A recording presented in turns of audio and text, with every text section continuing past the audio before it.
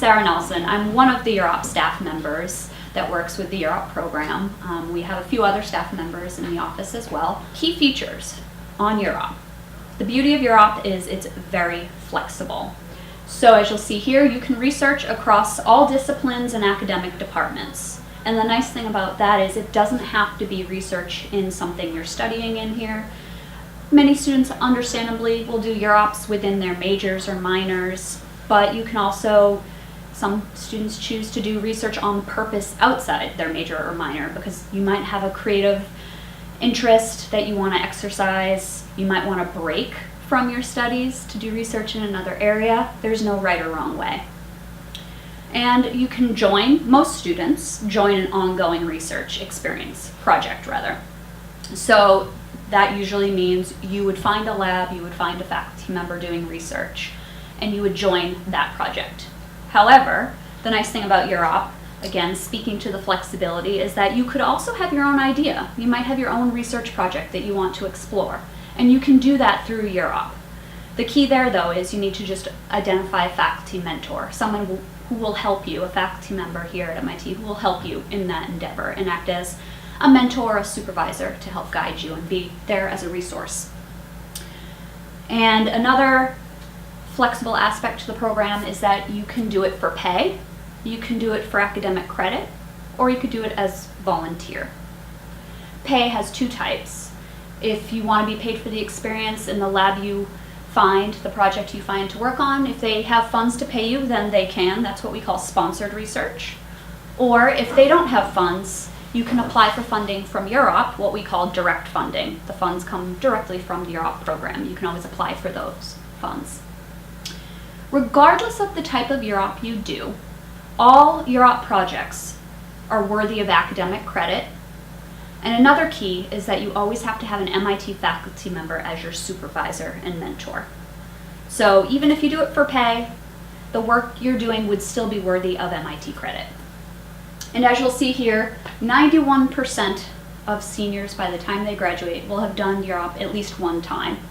For a voluntary program, we're really proud of that percentage. It's an impressive amount of participation for a voluntary program. But we have been around since 1969, so as you know, you probably know very many students who have done UROP over their time here. When to UROP? You can UROP at any point in your career, and there, as you saw from 91% participation, there's 9% of students on average that don't UROP. And so you can choose if you do it and when you do it. And the beauty of it is, again, speaking to flexibility, you could do it in fall and/or spring terms. You might do UROP in IAP only, in summer only. It's up to you. As you'll see here, in fall and spring, most students, because you're in your classes and focusing on your coursework, a lot of students will do it part-time, on average 6 to 12 hours a week. In IAP in summer, because you in IAP might not be taking any courses or only one course or half of a course, then a lot of students will do UROPs for full-time, 35 to 40 hours a week, or maybe 20 hours a week, depending on what else you might be doing. And in summer, we see a lot of students doing the research full-time, where you can really, for about 3 months, focus on just that research project and make greater gains and learn more and be more immersed in the research lab that you're in. So 35 to 40 hours a week is what we're used to seeing for summer. So the participation options, I mentioned them a little bit already. Academic credit you can receive for your UROP. Now the academic credit you receive in the department in which your UROP is conducted. It's not automatically credit received in your home department for your major. So you could be a biology major, but doing a UROP with a faculty member in biological engineering. The credit, if you were to do it for credit, would be in biological engineering. It counts as general elective credit, but as you'll see here, some departments, if you do a UROP for credit, it might meet a departmental requirement. Along the lines of academic credit, most departments here give you two choices. You could do a UROP for pass-fail credit or for letter grade. If you do a UROP for letter grade credit, it will count towards your GPA. If you do it for pass-fail credit, it will be on your transcript as a pass or a fail with the units, but it does not impact your GPA. Now, there are a few departments that allow you to do UROP for credit, but only for pass-fail credit. Those departments include Course 6, Course 8, Course 16, and 18. Those departments only allow you to do it for pass-fail. To my knowledge, those are the only departments as of now. All other departments do give you the letter grade option. Pay, as I mentioned before, 2 types of pay options. Direct funding, which is UROP funds from us that you can apply for. Please note, if you apply for UROP direct funding, it's not guaranteed that you receive it just by applying for it. We have limited funds and usually far more in requests than funds to give out, but we make every effort to fund as many students as possible. When UROP funds a student for their project, it is at $11.50 an hour. For fall and spring terms, that would be up to $1,610. For this summer of 2018, it would be $11.50 an hour, up to $5,520. For fall and spring, it averages out to about 10 hours a week that the funding can be used for over the term. And for the summer, it's the summer term, about up to 40 hours a week. Sponsored research, the faculty or department funding I mentioned, the minimum they can pay you is $11.50 an hour. However, if they have the funds and wish to pay you a higher hourly rate, they may do so. So that would be a discussion you have with your supervisor.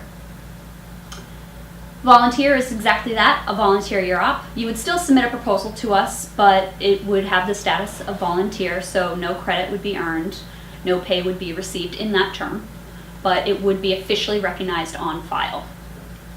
When it comes to volunteer and paid UROPs, you do have the option in fall and spring to receive a transcript notation. So your supervisor at the end of the term, if you've done the equivalent of at least a 6-unit or more course, then they can award you a notation to go on your transcript to officially recognize that you pursued research that term. It's particularly nice for students to have on their transcript when applying to grad school, med school, or other things you might be pursuing in which they ask to see an official transcript, so that's nice. Obviously, when you do a credit UROP, it's already going to be on your transcript. Self-evaluation. Now this is things to ask yourself, to assess of yourself before you start the UROP process, the process of looking for a UROP. And these are questions that will help you figure out what you want to do, the type of setting you might want to be in to make sure you find the right fit for your UROP. So key questions to ask yourself. What interests you? What types of problems do you want to solve? So basically, what areas of the institute would you like to pursue research? What type of research do you want to pursue? And why do you want to engage in research? What are you hoping to accomplish? Again, there's no right or wrong. It could be that you want to figure out if a certain major or minor is really what you want to major or minor in. It could be that you know where you want to major, or maybe you're already declared, but do you want to get hands-on experience and see within that field a subfield that you may want to pursue? Is research something you might want to continue to do after you finish your undergraduate degree? Do you want to go to grad school? Would you like to stay in academia, or would you like to go into industry, for example? UROPs are also a great way to give you that experience when you go on to med school, grad school, industry, when you're looking for internships, giving you those new skills. And what are your future plans, goals? Planning ahead for grad school, med school, careers, or something else. And what are your skills, your hobbies, your interests? And what relevant courses have you taken? What skills might you already possess, or transferable skills that will help in a UROP? So ask yourself these things. They're also important for you to ask yourself because when you're going out and talking to people about a potential UROP placement, interviewing for a UROP, you might be asked these questions by the potential supervisor. Also, timing and commitment. Ask yourself, when do you hope to start a UROP? Right now it is IAP. Do you want to start a UROP this spring? Or are you thinking just planning ahead for maybe spring, summer, or even next year? And do you want to receive pay, credit, or just volunteer? Are you open? Or pay might be really important for you. You might need to earn money, so that might impact what projects you would choose. And how much time can you commit? Now this is particularly important, as you know, in fall and spring terms when you have a course load and other potential commitments. If you're an athlete, or you're in dance troupe or a cappella or something like that, consider all the time you have to put towards those other activities, and then figure out in your schedule how much time you would be able to carve out for a UROP. And then this last question up here on this slide, can you work more than one term? There are plenty of projects out there that can be accomplished in one term, but many supervisors want someone to commit to multiple terms. Or they want you to commit to that term and be open to continuing if it's a good fit for both sides. Most research does take a long time. Certain disciplines can certainly be very slow, so that's why it is important to ask yourself that question. Other disciplines, it might be a very clear-cut project with clear-cut, fast deliverables. So you might be able to accomplish the project in a single term, so it'll depend. Collaboration and communication. So again, this speaks to what are you looking for in regards to the collaboration and communication in a potential UROP setting. And what would you like from a supervisor?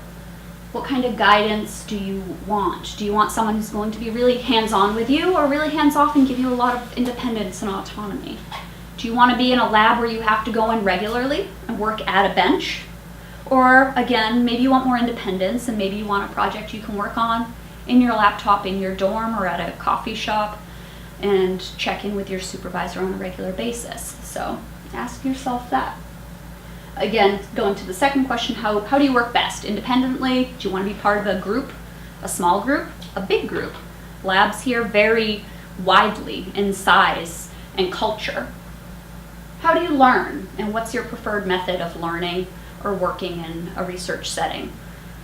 And when you're first starting out on something, do you want to have the shadow experience? Do you want to observe first and then be guided through at the start of a project or something? Or do you want someone to just give you a manual with instructions and tell you to go? Come back to me and ask me if you have questions. Again, that self-assessment. How do you work best? What do you prefer? How do you handle unknown issues or roadblocks? You hit a hurdle in your research. Do you want to keep plugging away at it? Or do you instantly want to have a supervisor who's open to you sitting down with them and asking and working together and putting your heads together? Again, there's no right or wrong. It's just how you work best and what you look for in supervision and mentor style. The benefits and challenges of your personal preferences and how you work best. And how would that impact the experience in a certain UROP, in a certain lab or setting, or with a supervisor who might have a very specific style.